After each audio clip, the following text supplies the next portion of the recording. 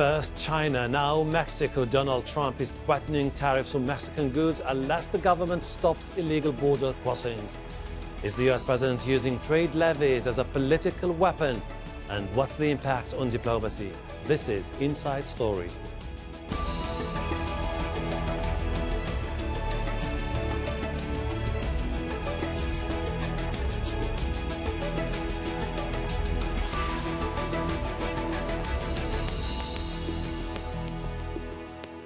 Hello, welcome to the program. I'm Hashem Ahelbarra. Donald Trump likes to call himself a tariff man. The US president has imposed import duties to address trade imbalances with China, Canada, Europe, and others. Now he's threatening tariffs on Mexico, one of America's biggest trading partners. Trump says he will impose levies on Mexican goods if it doesn't stop undocumented people from entering the US. Many of the migrants are escaping violence and poverty in Central America. The tariffs would affect hundreds of billions of dollars worth of goods. Mexico's president says he's optimistic that talks in Washington this week will lead to a solution. There are international options that we could turn to. We think that won't be necessary, that we will achieve a good agreement through dialogue, and we won't resort to legal processes. We want to maintain good relations with the government of the United States. While the US and China have been imposing tariffs on each other over the past year, China hit back on Sunday with an official document blaming the US for their escalating trade dispute. The government accused Washington of being an untrustworthy negotiator. If one side does not respect another side's sovereignty and core interests, forcing one side to concede through pressure to gain a result that is only beneficial to one side, then this kind of negotiation will not succeed.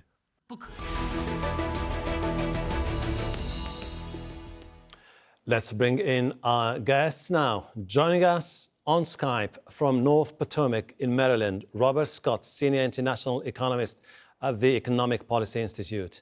In Birmingham, Scott Lucas, founder and editor of EA Worldview, a news analysis site on US and international politics. Scott is also professor at the University of Birmingham. Also on Skype from Taipei, Ross Feingold, attorney and Republican political consultant. Welcome to you all. Robert, I would like to ask you first, why is Trump taking aim at Mexico? Is it because of a purely economic purpose, or there is politics behind this whole enterprise? This is purely a political stunt. Trump is increasingly becoming a one-issue candidate. His policies this year have been dominated by a determination to make the immigration issue a campaign center point, and he's engaged in increasingly desperate moves, ranging from shutting down the government for a month over the border wall issue to now threatening tariffs that could undermine both the U.S. and Mexican economies. Mm-hmm. Mr. Lucas, if Trump decides to go ahead with the tariffs imposed on Mexico, what kind of impact will it have on the economy? Well, in itself, it will cause a further rise in prices for manufacturers who bring in components and parts from Mexico. It will cause a further rise in prices for consumers who buy products from Mexico. If Mexico decides to respond with its own tariffs, it could make it more difficult for U.S. farmers, more expensive to send their products down south of the border. But of course, remember, it's not just Mexico, because these tariffs come on top of the other tariffs, including on the European Union, and especially on China. And the Chinese tariffs alone are estimated to cost $1.3 trillion in U.S. GDP if they continue. So it's now a combination of the tariffs around the world where Mr. Trump and his advisors are risking economic damage for whatever political gain they see. Ross, we're talking about duties that will start with 5% and then will increase to 25%, perhaps one of the most dramatic increases by the Trump administration since the start of its trade war. Isn't he sending a message to the Mexicans that this is the beginning of a war against you guys? Well, the issue here is one of security in the United States, also a humanitarian crisis. I don't think Democrats or Republicans in Congress or state officials along the border or throughout the United States would deny that there is a significant problem.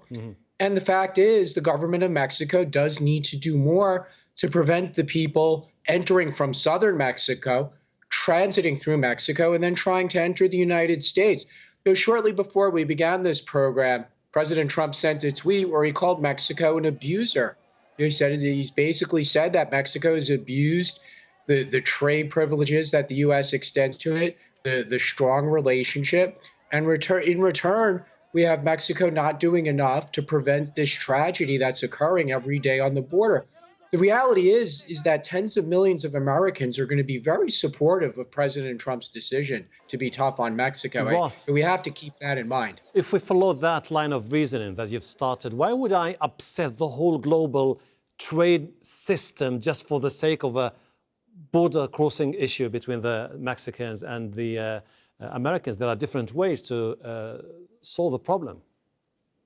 Well, the tariffs that President Trump announced a few days ago and might be imposed later this week are with regard to Mexico and a security issue that exists along the Mexican-United States border.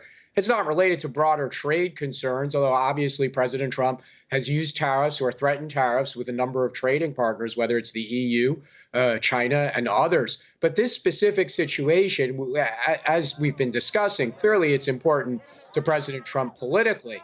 But that doesn't change the fact that there is a crisis and action needs to be taken.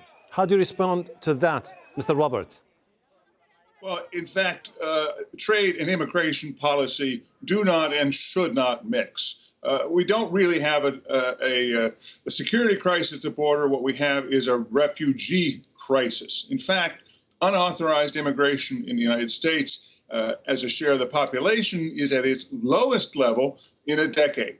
If we look at who's arriving here, 61% of the people arriving were families and children trying to escape a drug war in the so-called triangle countries of Guatemala, El Salvador, and Honduras. And these wars, in turn, have been funded by the U.S. military, who has been shipping tons of weapons to these governments, who are then passed on to paramilitaries who work hand in glove with the gangs and the drug lords. So this is the root of the problem and where it should be attacked.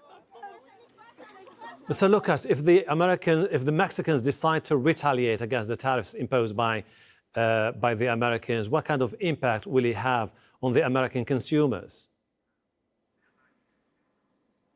Well, if the Mexicans retaliate, then it will drive up prices for American consumers. It will drive up prices for American manufacturers further. But I think most importantly, it will cause damage to American exporters. And in particular, you look at the effect on American farmers who are already hurting because of the tariff war, the trade war with China.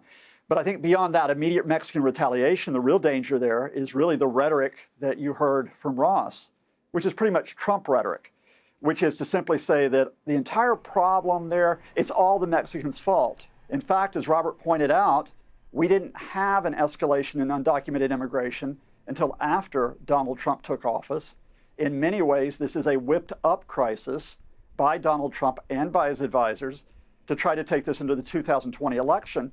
So yes, trade policy is very much linked to immigration, even though it shouldn't be. And it is simply the idea that you can bully Mexico by using Twitter or by using Trump spokespeople to put out, frankly, untrue remarks about what is happening regarding the immigration issue. Ross, you've heard what Robert and Scott have been saying, and there are many, even in America, who are saying that Trump is harming his own people, the people who voted for him. I'll just give you an example. If the Mexicans decide to retaliate, U.S. oil exports to Mexico, which account for something like $20 billion, will be affected, plus the 5 billion cubic feet of American gas, which is pumped daily basis to Mexico. All that will be disrupted, which will have a knock-on effect on the U.S. economy. Well, these exports aren't going to stop. It's true the Mexican consumer or Mexican companies might purchase less because their cost goes up. But in some cases, American exporters will eat that cost, or in some cases, Mexicans will have no choice and they will purchase the goods even with higher tariffs imposed by their own government. But we have to return to the issue of the flow of people. It's not fair to the Trump administration to say that they manufacture this or it's the fault of the military assistance they give to governments there. Yeah, we know that those governments and institutions in Central America are weak or corrupt and have innumerable problems. But it's not fair to blame this on the Trump administration. People decide to leave, whether they're for economic reasons or they're seeking asylum for legitimate reasons. But the fact is, they are transiting Mexico. Mexico does have an obligation to its neighbor, the United States, to do something on the southern border of Mexico to prevent the people who are coming in from the Triangle countries. And to blame the Trump administration or say that it's a manufactured crisis, that there's a bit of a disconnect there between the realities on the ground, which is this movement of people. Robert, where does this whole crisis leave Mexico? Are we going to see them in the near future adopting more of a protectionist approach to try to protect themselves or shield themselves against the ramifications of these tariffs? Well, for better or worse, the United States has a great deal of leverage over the Mexican economy. 80% of their exports go to the U.S., and Mexico is much more export dependent than is the United States. The United States, only about 12% of our economy depends on exports, and most of them go somewhere else. So you might say that if this trade war actually takes place, the United States economy might get a cold, but Mexico will get pneumonia. And what happens when Mexico gets pneumonia is they have no safety net. And so what we will very likely get is a huge surge in unauthorized immigration from Mexico, not from the Triangle countries, because we'll be pushing Mexico into a terrible recession. Mr. Lucas, is the spirit of NAFTA, started in 1994, still relevant when Trump is all about the need to put more restrictions and impose more levies on different countries? Well, not just the spirit, but the reality of NAFTA is very, very relevant. I mean, this is a trade agreement for 25 years, and indeed with the proposed revision from last autumn, which has brought benefits to the U.S., to Mexico, and to Canada in multiple sectors. But beyond the immediate immigration issue, let's be very clear. Donald Trump has never believed in NAFTA. Donald Trump has wanted to shred NAFTA, and some of his hard-line advisors do. And to be honest with you, what we're looking at here is a fundamental decision. On Wednesday, Jared Kushner, Donald Trump's son-in-law, said to the president, look, you don't need to do this for your anti-immigration measure. You don't need to put the tariffs on because you will threaten my talks with the Mexicans. Trump overruled him, which raises the question, is Donald Trump prepared, in fact, to go further and to completely undermine NAFTA beyond the specific issue of the 5% tariff? Ross, I mean, I listened to you talking about the need to fix the issue of security and undocumented migrants. But Trump is someone who has been talking for many decades about the Japanese taking advantage of the U.S. economy, and then he shifted that narrative towards the Chinese. Now he's taking aim at the Mexicans. What is he trying to achieve here? Because many people are saying populism is going to drive the United States of America into the abyss of catastrophe. Well, it's an excellent question. And in fact, in his tweets shortly before we began this program, President Trump mentioned that he does hope that American manufacturing would return to the United States from Mexico, possibly as a result of these new tariffs. Whether that will happen, obviously, remains to be seen. It's too early to make that judgment. But President Trump, in addition to criticizing Japan, as you mentioned, in the 1980s, and more recently NAFTA and then China, he's always been a proponent of American manufacturing returned to the United States. And if that is an outcome of the tariffs with China or the tariffs with Mexico, some of us might not like that approach, but it could be a political victory for President Trump to the extent that he could cite American manufacturers who expand their operations and hire in the United States, and it might very well get him reelected. Robert, talking about what Ross has just been saying about this could be conducive to a second term for Donald Trump. I mean, the the Republicans have been saying over the past few years that the only way for America to be great again is to reconnect with its manufacturing base, and that with the tariffs, like when it comes to aluminum and steel, the manufacturing will be able to go back and flourish like it did in the past. How do you see this rationale? Is it really, does it make sense from an economic perspective, or is it blown out of proportion? I think the overall tariff policy pursued by Trump is actually backfiring. What we've seen is, in fact, that U.S. trade deficits have been going up, and that's tending to push production away from America. And take just a particular example in this case. The U.S. Auto industry is incredibly dependent on its supply chain with Mexico. Products move back and forth several times. If these tariffs are imposed, it could add hundreds or even thousands of dollars to the cost of a car made in North America. This is going to reduce the ability of U.S. producers to compete in North America. Two things will happen. One, they will shift their supply chains to outside of the continent. They'll start importing more cars from Korea or even Vietnam or Malaysia. And number two, it will make foreign imports more competitive. So again, this policy is going to be self-defeating if our goal is to rebuild American manufacturing. If I could just make a final point, the fundamental problem with the Trump trade policy is that he's failing to deal with the fact that the U.S. dollar is uncompetitive. He promised that on day one he would name China a currency manipulator. He has failed to do that. We need to address the currency imbalance, which is a global problem and has very little to do with the small, poor countries like Mexico. Mr. Lucas, I mean, you still have economists who are saying that basically quotas and levies could be the best way to cut trade deficits. And in the case of Mexico, China, and other ways, they say that what Trump is doing is absolutely the right thing to do. We saw this in the 1930s. We saw countries around the world try to impose quotas to protect themselves, raise tariffs, and it only made the Depression worse. The whole reason why we have developed trade agreements since the 1950s, the General Agreement on Trade and Tariffs, for example, the reason why we have a World Trade Organization, the reason why we have agreements like NAFTA is so that all sides can benefit from trade. This idea that Trump can just pull everything inside America, this protectionist idea, and it's going to be magic, it's snake oil. Now, I agree with Ross. It might be snake oil that helps him politically in 2020, but the bottom line is nobody wins from a trade war, and there's no way that Donald Trump on Twitter is going to change that. Ross, if you wage a war against your allies, because this is affecting Canadians, Mexicans, and the Europeans, what kind of message are you telling your allies, the people you have worked together with for the last 70 years to build the modern trade, financial, and political architecture that we know of today?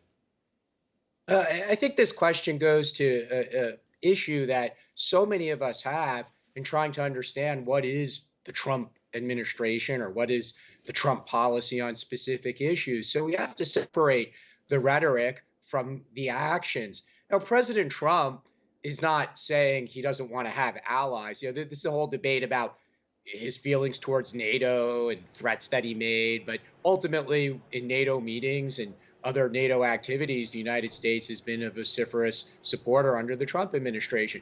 It's the same thing with trade. President Trump is not saying he's against trade agreements. He's not against the global trading system or working within it. What he is saying, and again, there's a lot of support among Democrats and Republicans in the United States, is some of the unfair trading practices of our allies, or in some cases, countries like China, which is obviously not an ally of the United States, need to be addressed. And previous agreements or the World Trade Organization have not adequately addressed these unfair trading practices. I mean, we can't deny that other countries have trade barriers against United States goods and services. But then in this case, I mean, that's just the fact. And Donald Trump has identified tariffs as a way to address this. But then here I might disagree with you for just a simple reason that Trump was surrounded by some of the people who were really in favor of a globalist approach, and they were all evicted. Now who are taking over, particularly when it comes to economy, are the nationalists or the protectionists, which brings me to ask this question to Robert. Mr. Robert, if this is now more about protectionists within the Trump administration trying to shape his policies about the tariffs, is it possible still to have a globalized order that works well for both the globalists and for the nationalists? Well, I think increasingly, in fact, Trump is trying to use threats and to punish his allies, and not just on trade issues, but here, of course, on immigration issues. Earlier, we saw the same method being applied, for example, to North Korea, where we threatened them with nuclear holocaust. It got him a deal, it got him a meeting with Kim Jong-un, but no agreement, no change in their behavior, and they're again firing off test missiles. So that situation hasn't worked. It's not worked in the case of the tariff threats and the threats to tear up the NAFTA agreement. That didn't really get him much progress on changing NAFTA. The deal that's been proposed there is a very small fine-tuning of the details, but it's not going to fundamentally change the deal. So the problem is that you can throw bombs and threaten nuclear holocaust only so many times, and at the end of the day, people stop listening. Okay. We're now moving into a period where I think foreign leaders and countries are beginning to say, well, let's just wait this guy out. He's got 18 months. Maybe he's going to go away, and we can deal with the next guy, or woman, more likely, that is in the White House. Mr. Lucas, you've seen that document released by the Chinese government accusing the Americans for being an untrustworthy negotiator and saying that if it boils down to hitting back at the tariffs, they will ultimately do the same thing and blacklist American companies that are not sharing components with the Chinese partners. If the Chinese decide to retaliate, how do you see the future of the international trading system?